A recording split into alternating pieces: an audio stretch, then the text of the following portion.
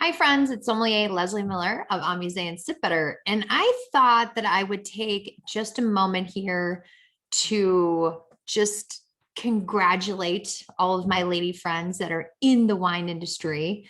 I think it's so important during this month of women's history that we really pay homage to those who are making wine, have made wine, are part of the wine industry from distribution to sales to educators and beyond.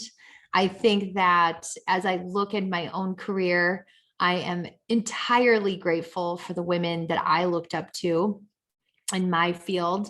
And we love celebrating women all months of the year and their accomplishments in our industry.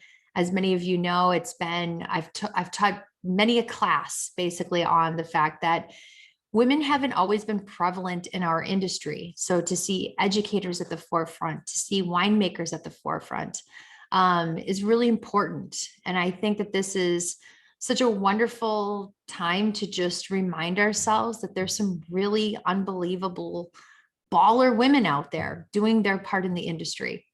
So while we're definitely celebrating the world of international women when it comes to my industry, wine, I thought it was also very important to head to my own state, the state that I live in, Minnesota. For many of you, you know that I have been a spokesperson for the Minnesota wine industry for over a decade. I celebrate the families, the communities, the farmers that do their part here in the state. We have almost 80 wineries in the state of Minnesota, for many of you who don't know. And also the University of Minnesota has been an integral part in developing this language, the viticulture, grapes, not just for Minnesota, but for others across the country. We've developed cold, hardy grapes that can withstand temperatures of upwards of negative 33 degrees below zero. And we must pay homage to the folks that are out there working endless hours and sometimes thankless work, developing these new grapes and put in this unbelievable work into the industry that we know it here in the Midwest, because we do work with a lot of cold, hardy grapes. So I thought that it was really important to highlight a woman in the industry here in Minnesota. And this was brought to my attention by a dear friend of mine who owns a winery just across the border over in Wisconsin, Irv Geary. And he and I sat for a handful of years on the Minnesota Grape Growers Board. And he said, I know it's Women's History Month, and you have to taste Josie Boyle's wines. Have you tasted them? And I said, I'm embarrassed to say I haven't. I've tasted a lot of Minnesota wine, and I'm here to tell you that there's some really unbelievable wines out there. Of course, I have my favorites, and as many of you know, I help represent them at the Minnesota State Fair each year with lots of really great media, the Minnesota Wine Country Building, talking about them, helping people to understand these are not the same grapes that you drink on a daily basis. They're not Pinot Noir, they're not Chardonnay, they're not Sauvignon Blanc, but that they can have a profile that is similar to what you already like in wine. If we look at a grape like Frontenac, for instance, you like Pinot Noir, you might like Frontenac. You probably are going to love Frontenac. Now, I'm a Pinophile myself, and I really do love kind of this beautiful, bright, tart cherry note that Frontenac can give you. Are you a cab drinker? You might like the profile of Marquette as a grape better.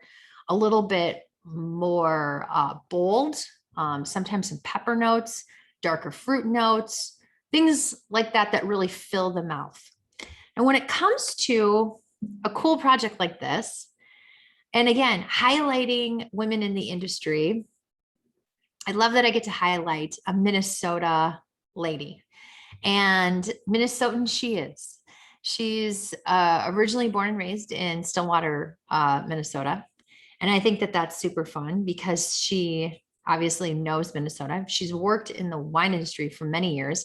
I originally met her with all of my work with the state. I also sit on the cold climate competition sort of board where we taste a bunch of wines in August and we medal them and recognize unbelievable growers in the cold hardy division when it comes to grapes. And I love that she's gone off on a different channel.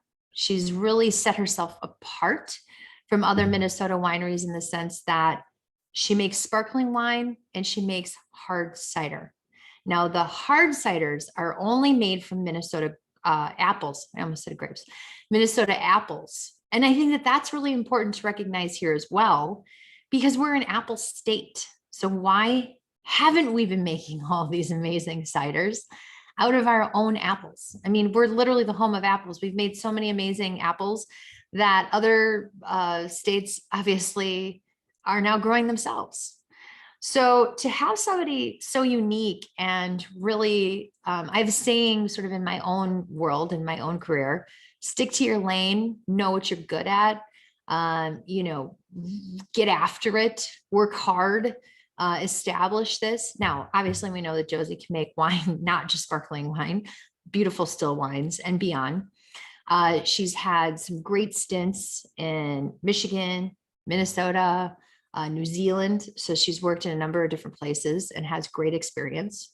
But when it comes to sparkling wine, I have to tell you, I have not had a lot of sparkling wines in Minnesota that have really hooked me, that have really kind of came at me and said, this is something unique. It's developed. There's texture, there's layers.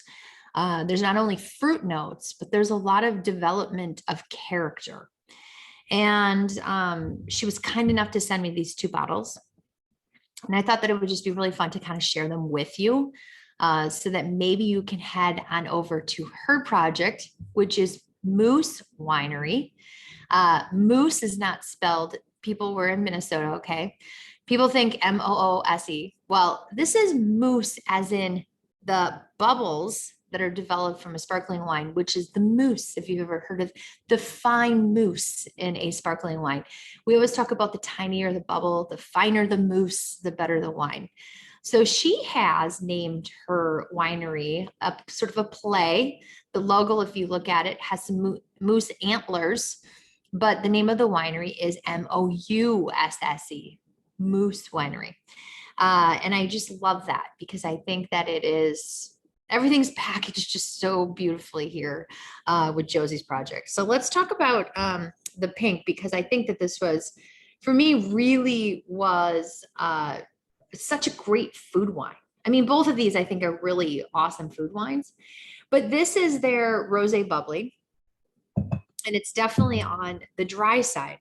And I wanted to read these off. So she wrote the composition down for me. I want to make sure that I get this right.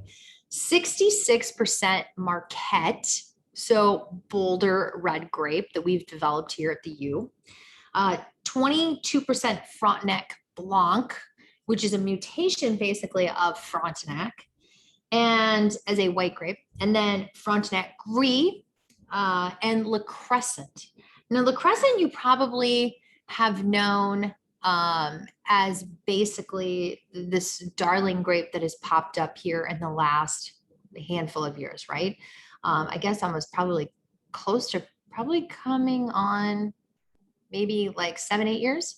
And Le Crescent is one of those grapes that if you like things like Alsatian whites being dry or even semi-dry, you will love Le Crescent. We have given the Governor's Cup to a lot of Le Crescents as a white grape and wine. And I've actually showed Le Crescent in many blind tastings with people who had proclaimed that they didn't like Minnesota wine, because Le Crescent can be dry and it can be sweet. Now, this is only 3% Le Crescent, and I would suppose that the Le Crescent was put in here for some aromatics. And the guts of this is really Marquette, so that bolder grape. And obviously you can see that it has a really pretty color. The Marquette here giving way to a lot of pigmentation.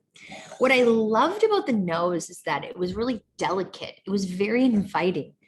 You know, sometimes I think in Minnesota wines, we smell that sort of foxier character that we can't ever really put our finger on. we're not really sure what we're smelling or tasting. And what I like here is that you're getting some layered notes in the nose. So, you know, and I actually want to make sure that I had kind of written down all my notes, my tasting notes here before we started. But I had strawberry, rhubarb, cherry. I also have just kind of like a slight tomato, like a cherry tomato skin that's almost sun-dried in a way. I smell some herbs with some really beautiful herbs. When I think about sometimes Marquette, I often want to have like roasted meats. And I think about that with this wine. Now, people are going to look at this and say, oh, pink, yay, we should just drink it on the patio and have fun with it. This wine has more than that. This wine is definitely one of those wines that you should put in the center of your meal. It should not just be saved for an appetizer or a party. I think that this is a well-built, serious wine that could awesomely go with sausages on the grill, roasted pork loin, flatbreads, even just like a great beef tenderloin, to be honest with you. It's nice and dry, but at the same time, you get this layered texture of this beautiful sort of cherry note that comes through, and just like this little titch of like smoked raspberry kind of in a way. Really delicate on the palate. So again, the mousse, as we refer to the bubble here in this wine, is fresh, it's light, it's lively, but you're getting a lot of developed flavors here.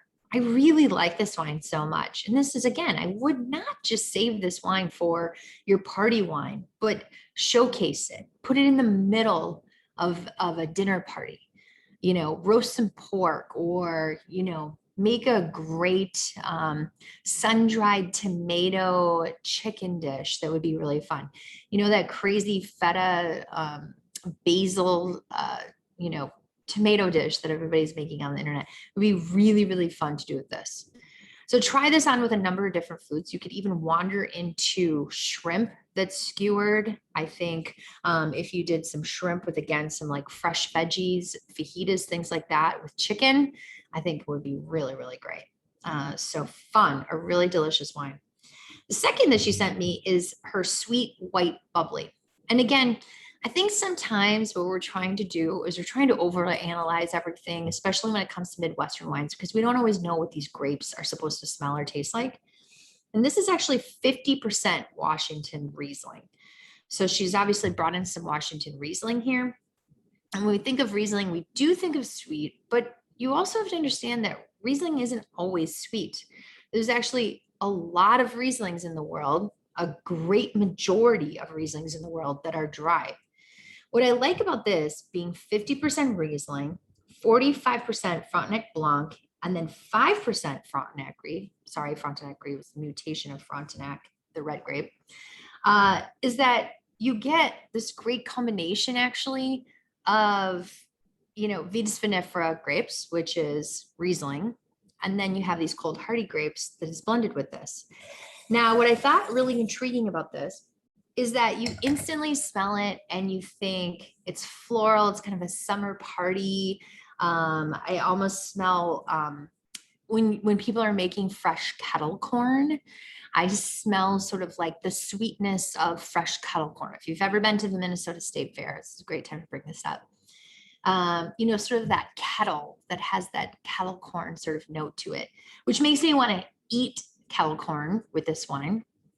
And it's labeled sweet so that you know that it definitely has some sweetness to it.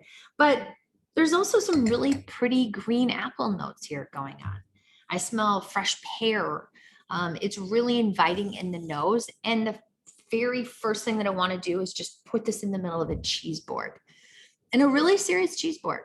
You know, break out the goat cheese, break out sheep's milk, a cow's milk cheese. You know, go to the store and get fresh honeycomb, get some great dried fruits, namely apples, pears, apricot, things like that. I think that you would find even doing this with like some really great homemade jams, maybe on the palm side of things, maybe some apple jams, I think would be really, really fun. The notes here, when you think of sweet, I think we're very confused by that word in the US these days because we don't realize that there's so many wines on the shelf that are actually sweet and say that they're dry. Apothic being one of them, right? A lot of the yellowtails that have so much sugar in them. And I'm actually getting a mouth-watering feeling from this. The green apple kind of comes through it. The fresh notes of pear, I think, are great. There's almost like a little tarragon and sort of thyme going on here too. So what would I do? I would actually roast a chicken.